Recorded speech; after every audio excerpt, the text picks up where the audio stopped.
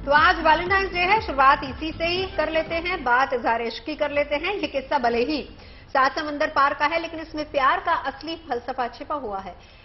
इस फलसफे में एक शख्स ने प्यार के इजहार का ऐसा तरीका अपनाया जिसने सबका दिल छू लिया। देखिए, इंसान जो है, इंसानी दुनिया का सबसे खूबसूरत बंधन होता है प्यार, जो इंसान को, उसके घर परिवार को प्यार की डोर से बांधे रखता है। देखिए, एक ऐसे शख्स की दास्तान जो पत्नी के दुनिया छोड़ने के बाद भी उससे प्यार का इजहार करता है, अपनी भावनाओं का ऐलान करता है।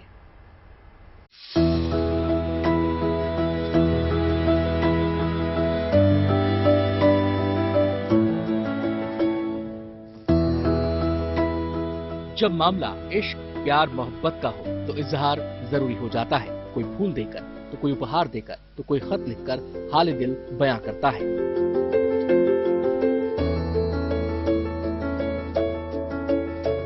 लेकिन जब ये रिश्ता रूहानी हो तो इजहार कुछ ऐसा होता है।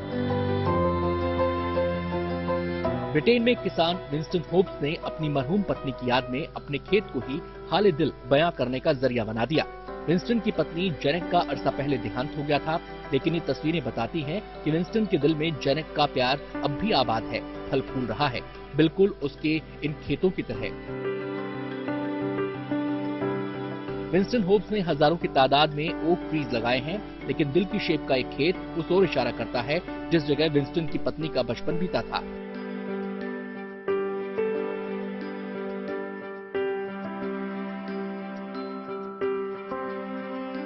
अब इजहार मोहब्बत से जुड़े एक और ठिकाने का रुख करते हैं। क्रोएशिया का ये टापू लव आइलैंड के नाम से जाना जाता है। यहाँ ना तो कोई होटल्स हैं, न विलाज हैं, न रेस्टोरेंट हैं। इसके बावजूद ये प्रेमी जोड़ों का पसंदीदा स्पॉट है। अब तक यहाँ प्यार के बेशुमार अफसाने हकीकत बन चुके हैं।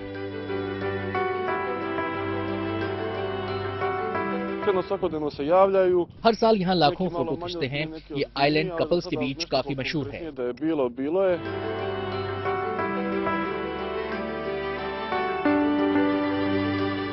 गुड न्यूज ये है कि लव आइलैंड का एक हिस्सा बिकाऊ है, तो अगर आप भी अपने वैलेंटाइन को गिफ्ट देने की प्लानिंग कर रहे हैं तो ये हार्ट शेप आइलैंड भी एक विकल्प है। इस आइलैंड का कुल एरिया 1,42,000 स्क्वायर मीटर है, जिसमें से 40,000 स्क्वायर मीटर का हिस्सा बिकाऊ है। इसकी कीमत है 13 मिलियन यूरो। जाहिर है, प्रेमी जोड़ों के लिए वसंत के मौसम में हर ओर प्यार के रंग बिखरे हैं और हर रंग खुद में प्यार की अनूठी दास्तां समेटे हैं। Bureau report, good news today. मौका वैलेंटाइन डे का है, यानी वो दिन जो प्यार, इश्क और मोहब्बत के लिए जाना जाता है। मोहब्बत से जुड़े कई फसाने और कहानियां आपने सुनी और देखी होंगी। इस मौके पर बॉलीवुड की उन्हीं कहानियों का जिक्र हम करेंगे। दरअसल बात मोहब्बत की उन कहानियों की जिन्हें शिद्दत से जिया फिल्मी कलाकारों ने। पिछले 1 साल में मोहब्बत के ऐसे ही कुछ अफसानों को उनकी असल मंजिल मिली है। बात सिद्धार्थ कियारा से लेकर आलिया रणवीर की लव स्टोरी की है।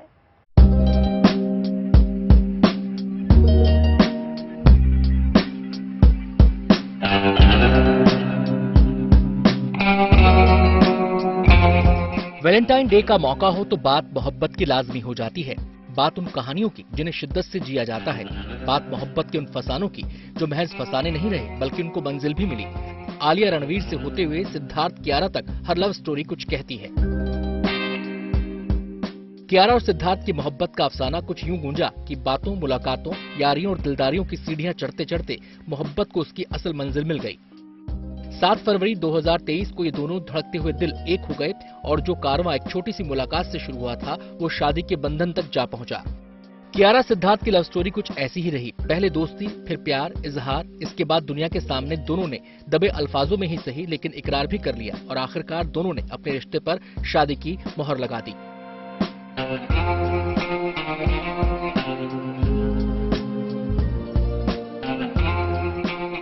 बात जब प्यार, इजहार और इकरार की हो रही है तो बॉलीवुड के सबसे हॉट कपल माने जाने वाले रणवीर कपूर और आलिया भट्ट का जिक्र भी लाजमी है।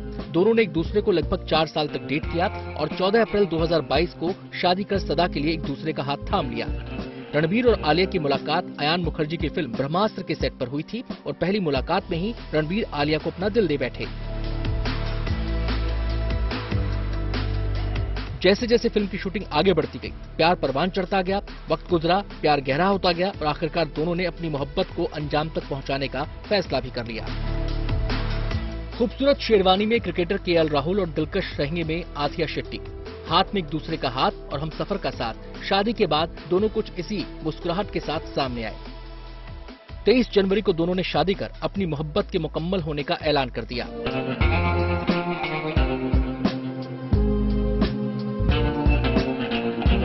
फिल्म एक्ट्रेस ऋचा चड्ढा और एक्टर अली फजल ने भी लंबे समय तक डेट करने के बाद शादी रचाई। 4 अक्टूबर 2022 को दोनों की शादी लखनऊ में शाही अंदाज से हुई।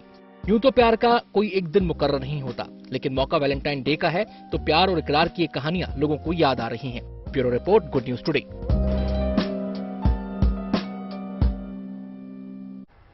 तो वैलेंटाइन डे है और इसकी रंगत बाजारों में नजर आ रही है। प्यार के इस पर्व पर खुद की भावनाओं को व्यक्त करने के लिए लोग तोहफों और फूलों का सहारा लेते हैं और लिहाजा वैलेंटाइन डे को सेलिब्रेट करने के लिए इस वक्त बाजार भी अलग अलग आइटम से गुलजार हैं। दुकानें सज चुकी हैं, एक से बढ़कर एक गिफ्ट आइटम्स मौजूद हैं। तरह तरह के फूलों से बाजार महक रहे हैं और ग्राहकों की आमद को देखकर व्यापारियों के चेहरे खिले हुए हैं।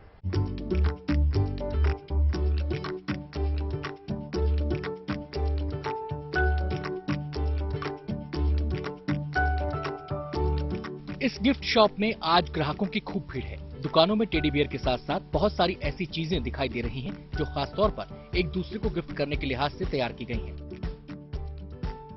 गिफ्ट आइटम्स पर युगल जोड़ों की तस्वीरें भी छपी हैं। वैलेंटाइन डे के मौके के लिए इस तरह के सरप्राइज गिफ्ट आइटम्स ऑर्डर पर तैयार किए गए हैं। इसी दुकान के दूसरे हिस्से में गुलाब के फूलों का गुलदस्ता तैयार किया जा रहा है। ये तस्वीरें गोरखपुर की हैं। यहाँ के बाजार को देखकर वैलेंटाइन डे के उत्साह का अंदाजा लगाया जा सकता है। सरप्राइज करना चाहते हैं बिल्कुल, और हमको लगता है कि लेडीजें और लड़कियां सोचती हैं कि उनको ही गुलाब मिले, उनको ही सरप्राइज मिले, लेकिन हमें अपने पति, अपने बॉयफ्रेंड, अपने भाई, अपने पिता को देना चाहिए और ये हम अपने हस्बैंड के लिए लेके जा रहे हैं। फूल और गिफ्ट आइटम्स के व्यापारियों का कहना है कि कोरोना महामारी की वजह से पिछले 2 साल तक वैलेंटाइन डे के दिन कुछ खास बिक्री नहीं हुई, लेकिन इस बार बाजार में उमड़ी भीड़ से उन्हें खासे मुनाफे की उम्मीद है। लिहाजा बाजार में बढ़ती डिमांड को देखते हुए व्यापारियों ने पहले से ही पुणे, बेंगलुरु, नासिक और रीवा, भोपाल से तरह तरह के फूल मंगवा रखे हैं। ये पूना से गुलाब आए हैं और लगभग 7-8 कलर के यहाँ गुलाब लगे हुए हैं और मोस्टली डच गुलाब जो होते हैं उसमें स्मेल नहीं होती है, लेकिन उनकी क्वालिटी अच्छी होती है और उनकी लाइफ लगभग 14 से 15 दिन होती है। गोरखपुर में फूलों की दुकान पर यूं तो हर वैरायटी के फूल सजे दिखाई दे रहे हैं, लेकिन गुलाब के फूलों पर ग्राहकों की विशेष नजर है। Bureau report, good news today. और चलिए बात उस तोहफे की करते हैं जिसका जश्न जम्मू कश्मीर के लोग मना रहे हैं। दरअसल यहां के रियासी जिले में जियोलॉजिकल सर्वे ऑफ इंडिया ने ढूंढ निकाला है व्हाइट गोल्ड का सबसे बड़ा भंडार। यहां व्हाइट गोल्ड यानी लिथियम के खजाने का पता चला है। कैसे? बिल्कुल, आपको बताते हैं कि बदलते दौर में लिथियम सबसे हाई डिमांड खनिज है। लिथियम का इस्तेमाल चार्जेबल बैटरी बनाने में होता है। भारत अभी इसका आयात करता है। अब लिथियम के खजाने का पता लगने के बाद दूसरों पर भारत की निर्भरता खत्म हो जाएगी। देश की धरती सोना उगले उगले हीरे मोती, मेरे देश की धरती, ओ मेरे देश की धरती जो सचमुच हीरे है।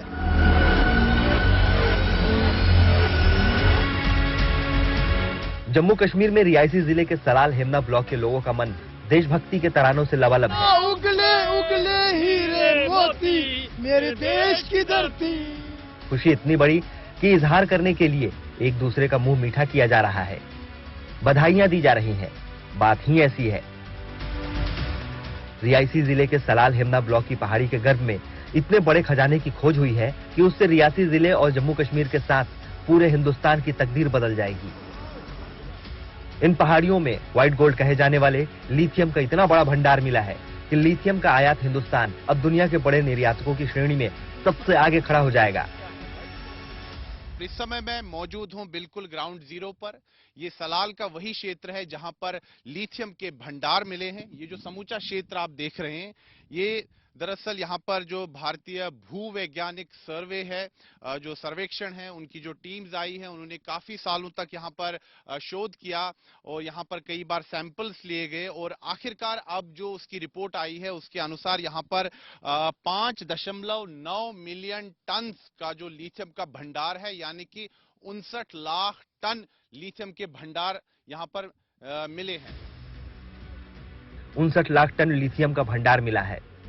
हिंदुस्तान के मुस्तकबिल के लिए इतना बड़ा गेम चेंजर साबित होगा, इसे समझना बेहद जरूरी है।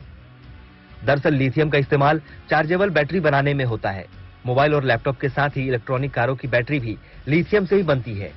भारत लिथियम के लिए अब तक ऑस्ट्रेलिया और अर्जेंटीना जैसे देशों पर निर्भर है, लेकिन जम्मू कश्मीर के रियासी जिले में दुनिया का सबसे बड़ा भंडार मिलने से तस्वीर पूरी तरह बदल जाएगी।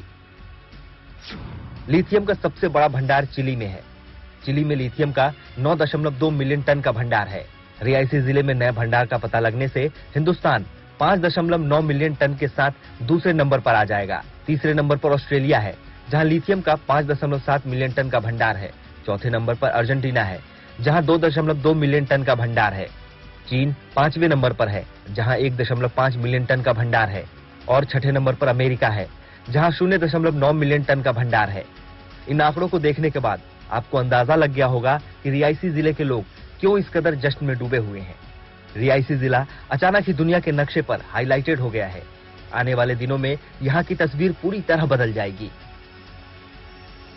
बहुत ही खुशी का पल है हमारे गांव वासियों के लिए, सलाल के लोगों के लिए, जो हमारे आज पूरे परिवार, जो सलाल गांव वासियों का पूरा परिवार, जिसमें महिलाएं, बच्चे, बुजुर्ग पूरी खुशी मना रहे हैं, मिठाइयां बांट रहे हैं आपस में। लिथियम का इतना बड़ा भंडार मिलने से ग्लोबल वार्मिंग के लिए जिम्मेदार कार्बन के उत्सर्जन को कम करने की दिशा में भारत को बहुत बड़ा बल मिला है। कार्बन उत्सर्जन कम करने के लिए हिंदुस्तान 2030 तक इलेक्ट्रॉनिक गाड़ियों का प्रोडक्शन 30% तक बढ़ाना चाहता है।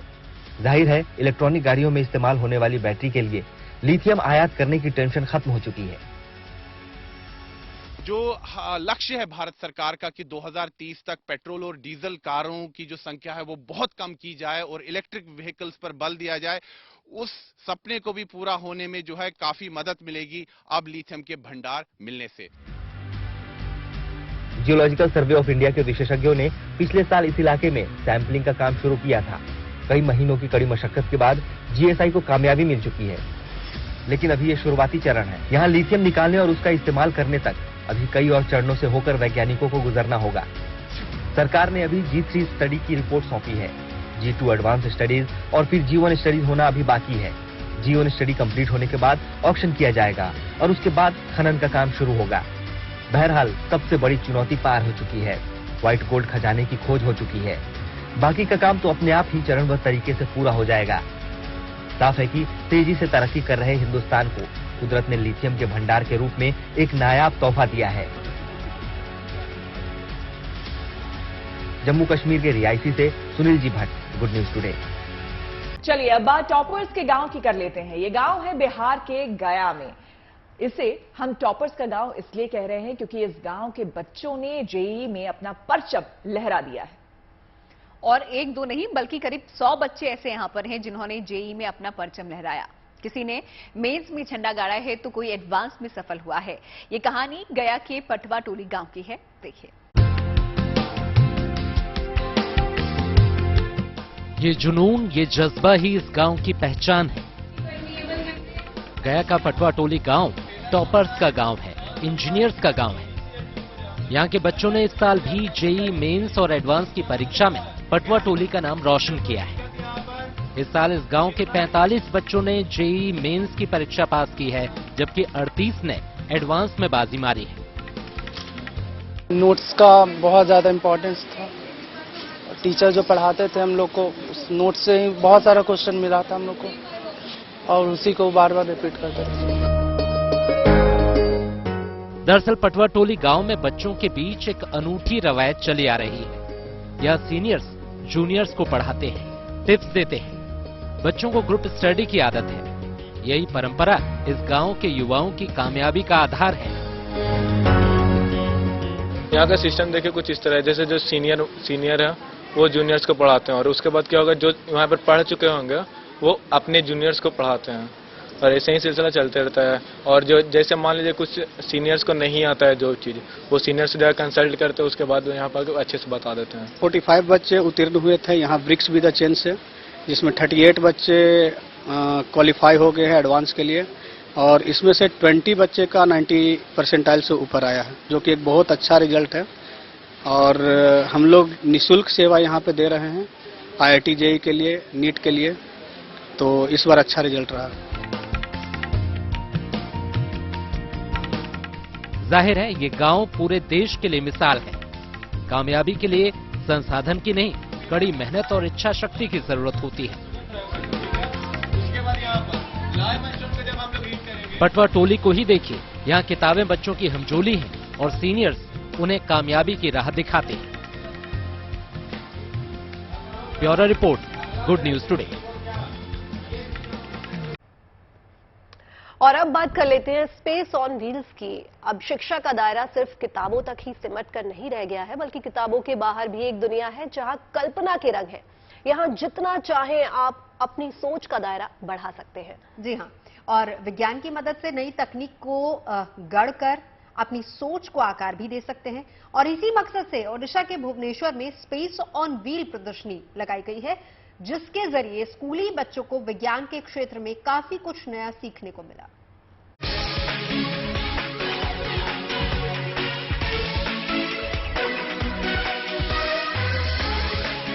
रॉकेट और सैटेलाइट के मॉडल से घिरे नौनिहाल, जिनके पैर तो जमीन पर हैं, मगर सोच आसमान के पार।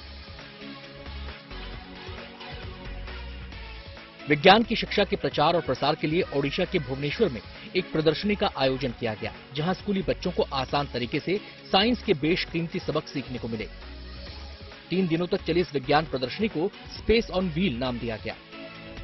ये आयोजन देश में अंतरिक्ष के क्षेत्र में काम करने वाली संस्था इसरो और राज्य सरकार की जुगलबंदी का नतीजा है। ऐसे में कुछ नया सीखने की ललक लिए बड़ी संख्या में स्कूली बच्चे इसका हिस्सा बने। यहाँ उन्हें देश में अंतरिक्ष विज्ञान के क्षेत्र में काम करने के तौर तरीकों के बारे में देखने और जानने को मिला। जो भी चीजें हमने बुक्स में पढ़ी थी, सब कुछ वो अभी प्रैक्टिकली देखने को मिल रहा है। हमने बहुत लोगों से भी मिला, बहुत अच्छा लगा सब कुछ देख के। इस दौरान कई छात्रों ने वहाँ मौजूद इसरो के वैज्ञानिकों पर कई सवाल भी दागे। और सब देशों में PSLV रॉकेट्स यूज होते हैं और हमारे इंडिया में GSLV रॉकेट्स यूज होते हैं। और डिफरेंट टाइप्स ऑफ ऑर्बिट्स भी है, सर्कुलर ऑर्बिट और एलिप्टिकल ऑर्बिट, जो सब डिफरेंट सैटेलाइट्स उन डिफरेंट ऑर्बिट्स पे बेस्ड होकर चलते हैं। और जो सब रॉकेट्स होते हैं वो जैसे जाते हैं और फिर जो कुछ पार्ट अलग हो जाते हैं और कुछ पार्ट स्पेस को एक्सप्लोर करने के लिए निकल जाते हैं। ये कहना ज्यादा सही होगा कि स्पेस ऑन व्हील एक प्रदर्शनी से ज्यादा एक अभियान की तरह नजर आया, जहां बच्चों को प्रयोगों के जरिए अंतरिक्ष विज्ञान की बारीकियों को समझने का मौका मिला। Bureau report, good news today. चलिए बात कर लेते हैं माइनस तापमान में मैराथन की। लद्दाख में चीन की सीमा के पास पेंगोंग झील में जमी हुई बर्फ पर मैराथन दौड़ का आयोजन किया जा रहा है। 20 फरवरी को 14,200 फीट की ऊंचाई पर पहली बार 75 खिलाड़ी मैराथन दौड़ में हिस्सा लेंगे। वहीं जम्मू कश्मीर के गुलमर्ग में खेलो इंडिया विंटर गेम्स का शानदार आगाज हुआ। 29 राज्यों के करीब 1500 खिलाड़ी 11 अलग अलग गेम्स में हिस्सा ले रहे हैं। बर्फबारी के बीच गुलमर्ग में विंटर गेम्स को लेकर खिलाड़ियों का उत्साह चरम पर है।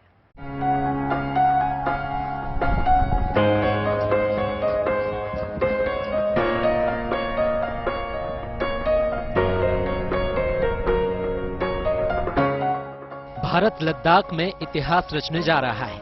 करीब 14,200 फीट की ऊंचाई पर पहली बार पेंगोंग झील पर मैराथन दौड़ का आयोजन किया जा रहा है। लद्दाख में इतनी ऊंचाई पर जहां ठीक से ऑक्सीजन पहुंचना भी मुश्किल होता है, ऐसे सर्द मौसम में पेंगोंग झील पर बर्फ की मोटी परत जम गई है, जहां adventure sports foundation of Ladakh की टीम मैराथन दौड़ की तैयारियां कर रही है, जिस पर 20 फरवरी को 75 खिलाड़ी 21 किलोमीटर की ऐतिहासिक मैराथन दौड़ लगाएंगे। इस मैराथन दौड़ को इतिहास के पन्नों में दर्ज करने के लिए Guinness book of world record की टीम भी मौजूद होगी। वाकई में ऐसा पहली बार हो रहा है जब झील में जमी बर्फ पर खिलाड़ी इतिहास रचने जा रहे हैं।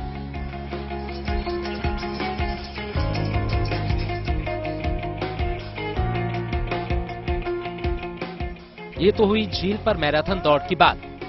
वहीं दूसरी तरफ जम्मू कश्मीर के गुलमर्ग में विंटर स्पोर्ट्स का भी आगाज हो चुका है।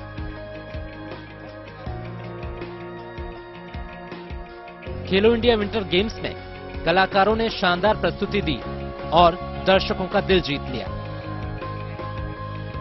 यहां 11 अलग अलग खेलों में हिस्सा लेने के लिए देश भर से करीब 1500 खिलाड़ी पहुंचे हैं। खिलाड़ियों का हौसला बढ़ाने के लिए केंद्रीय मंत्री अनुराग ठाकुर भी इस कार्यक्रम में बतौर अतिथि मौजूद रहे। विंटर गेम्स की शुरुआत यहाँ पे हुई है और आप देखेंगे कि एक बदलता हुआ नजारा है। पूरे देश भर के 29 राज्य यूनियन टेरिटरी से 1500 से ज्यादा खिलाड़ी 5 दिन के लिए 11 गेम्स में पार्टिसिपेट करेंगे। ये अपने आप में सबसे बड़ा आयोजन आज तक का विंटर गेम्स का हिंदुस्तान में हो रहा है, वो गुलमर्ग में हो रहा है। तो मेरा मानना है ये खेलो इंडिया विंटर गेम्स एक ऐसा प्लेटफॉर्म बनकर उभरा है जो प्रधानमंत्री मोदी जी की सोच खेलो इंडिया अभियान को आगे बढ़ाने की थी। एक और मध्य प्रदेश में यूथ गेम्स हो रहे हैं 9 शहरों में, तो यहां पर विंटर गेम्स हो रही हैं।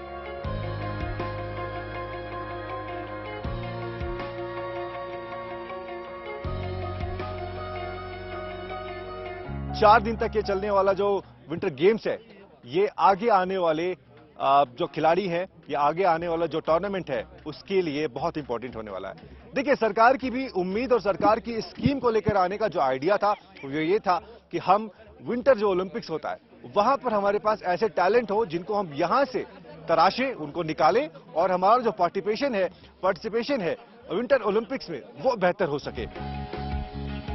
घाटी में विंटर गेम्स के आयोजन को लेकर खिलाड़ी काफी उत्साहित हैं। जाहिर है, बर्फ की सफेद चादर के बीच खेलो इंडिया गेम्स का अद्भुत नजारा बेहद शानदार दिख रहा है।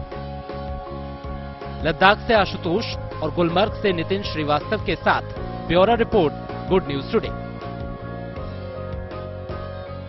बात नारी शक्ति की। भारतीय नौसेना की पहल पर नेवी के महिला ऑफिसर्स की कार रैली को दिल्ली के इंडिया गेट से राजस्थान के लोंगेवाला युद्ध स्मारक के लिए रवाना किया गया।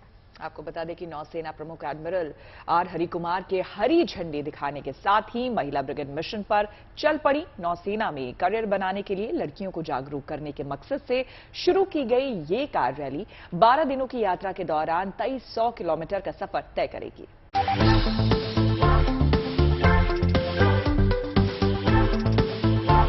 26 जनवरी को गणतंत्र दिवस के मौके पर कर्तव्य पथ नारी शक्ति का गवाह बना था। भारतीय नौसेना की महिला ब्रिगेड ने अपने शौर्य और स्वाभिमान से आत्मनिर्भर भारत की झलक दिखाई थी। नौसेना की नारी शक्ति इसी सोच को साकार करने के लिए चल पड़ी है। नौसेना में महिलाओं की ज्यादा से ज्यादा भागीदारी के लिए, उन्हें जागरूक करने के लिए नेवी की महिला अफसरों की कार रैली अपने मिशन को पूरा करने निकल पड़ी है। कहते हैं देश में विकास को अग्रणी बनाना हो तो शायद महिलाओं का सपोर्ट सिस्टम तैयार करना बेहद जरूरी है। और भारतीय नेवी की तमाम महिला अधिकारी जो हैं वो एक नए सफर पर निकलने वाले हैं। और सफर ये रहेगा कि देश भर की जितनी महिलाएं हैं उनको ये समझाया जाएगा कि फोर्सेस ज्वाइन करिए, आगे आइए, घर से बाहर निकलिए और ये सोचिए कि किस तरीके से आप देश में आर्थिक रूप से या फिर अलग अलग तरीके से मजबूती प्रदान कर सकते हैं। Navy chief admiral R Harikumar ने हरी झंडी दिखाकर कार रैली को रवाना किया। भारतीय नौसेना की पहल पर नेवी की महिला अफसरों की कार रैली दिल्ली के राष्ट्रीय युद्ध स्मारक से राजस्थान के लोंगेवाला के युद्ध स्मारक तक जाएगी। Recruitment and all that, whenever we conduct recruitment, so हमारा काम ही होता है that we have to do the promotion कि कैसे फौज ज्वाइन करना है। अभी तक राजस्थान में there are places जहाँ पे लोगों को पता ही नहीं है कि नेवी है क्या। तो बहुत जरूरी है कि ये अवेयरनेस फैलाना, उनको बताना कि फौज जो सिर्फ दिखता है सिर्फ वही नहीं है, उससे बहुत ज्यादा है। फौज आपको बहुत सारी अपॉर्चुनिटीज देती है। इसके साथ साथ आप साथ में पढ़ाई कर सकते हैं, आप साथ साथ अपना करियर ग्रो कर सकते हैं, नई मेमोरीज बनेंगी, नया एक्सपीरियंस होगा एंड जितना हम नेवी के बारे में लड़कियों को बता सके उतना हमारे लिए और नेवी के लिए अच्छा होगा। 14 फरवरी से शुरू हुई ये कार रैली 25 फरवरी को अपने अंजाम पर पहुंचेगी। दिल्ली से जयपुर, बीकानेर, जैसलमेर, लोंगेवाला, जोधपुर होते हुए नेवी ऑफिसर 12 दिनों की इस यात्रा के दौरान 2300 किलोमीटर की दूरी तय करेंगे। यहाँ से हम जयपुर जाएंगे, उसके बाद हम बीकानेर से होते हुए जैसलमेर एंड वहाँ से हमारा लोंगोवाल वॉर मेमोरियल हम कवर करेंगे, वहाँ जाएंगे and Udaipur, Jodhpur and her city में हमारा हॉल्ट रहेगा एंड वहाँ पे फिर हमारा स्कूल्स एंड कॉलेजेस के साथ टाई अप है जहाँ पर हम विजिट करेंगे। उनको हम बताएंगे कि क्या क्या एंट्रीज होती हैं, कैसे कैसे प्रिपेयर करना है, क्या क्या क्वालिफिकेशंस आपको चाहिए होती हैं हर एंट्री के लिए एंड पर्सनली उनके साथ इंटरेक्ट करेंगे, अपने एक्सपीरियंसेस शेयर करेंगे ताकि वो हम उनको मोटिवेट कर सकें ज्वाइन करने के लिए आर्म्ड फोर्सेस। जाहिर है, नेवी की महिला ब्रिगेड की ये कार रैली महिला सशक्तिकरण की दिशा में एक बड़ा कदम है। ये रैली 12 दिनों की है, लेकिन इसका मकसद कहीं बड़ा है। फिलहाल नई सोच, नई उम्मीद के साथ ये लोग आगे बढ़ते हुए नजर आएंगे और लोगों को ये समझाना, महिलाओं को ये समझाना कि किस तरीके से आगे आइए, घर से बाहर निकलिए, फोर्सेस ज्वाइन करिए और ये सोचिए कि कैसे आप देश की सेवा कर सकते हैं। उसी मोटिव के साथ ये कार रैली अपने पड़ाव में आगे बढ़ेगी और जगह जगह रुककर लोगों को समझाएगी। कैमरा पर्सन शैलन के साथ वरुण सिन्हा। मुंबई जिसको मिली है एक बहुत बड़ी सौगात। बेस्ट ने अपने बेड़े में देश की पहली electric AC double decker bus को शामिल कर लिया है और ये हाईटेक बस अत्याधुनिक सुविधाओं से भी लैस है, इको फ्रेंडली भी है। और खास बात यह है कि ये देश की पहली इलेक्ट्रिक डबल डेकर बस है। इसका सफर जेब पर भी भारी नहीं पड़ने वाला है। अगले 1-2 दिनों में यह हाईटेक इको फ्रेंडली बस मुंबई की सड़कों पर दौड़ने लगेगी।